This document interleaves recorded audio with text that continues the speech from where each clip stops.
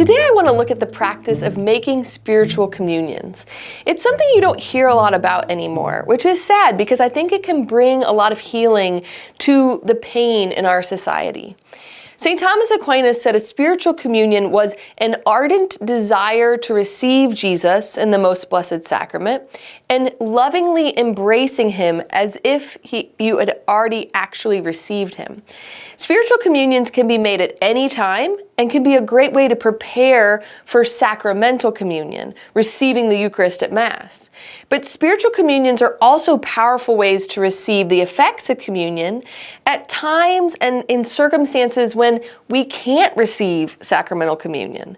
For example, if you have to miss Sunday Mass because of illness or a grave reason, or if you're homebound, you could make spiritual communions instead of a sacramental communion because you were unable to get to Mass.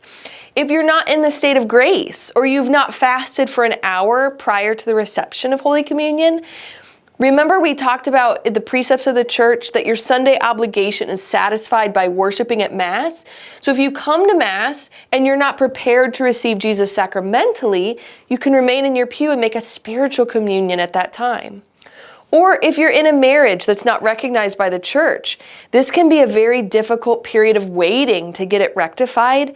That time that can be painful and dry can be really enriched when you make spiritual communions during that time. Because St. Thomas Aquinas tells us that complete spiritual communion can even take place when we are unable to receive sacramentally, and the effect of the sacraments can be secured if it's received by desire. Okay, so how do we do this? It simply requires us to turn to Jesus with the same disposition we would if we were receiving him sacramentally. We turn to Christ and ask for him to come to us spiritually, and we sit in his presence. There's a beautiful prayer by St. Alphonsus Liguori that says, "My Jesus, I believe that you are present in the most holy sacrament. I love you above all things, and I desire to receive you into my soul.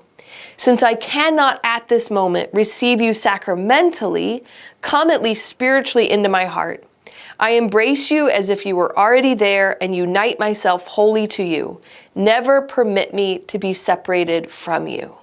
This is a beautiful way to put ourselves in the presence of Christ and to receive the effects of communion, even if we can't receive him sacramentally. And that's a little theology in 3 minutes.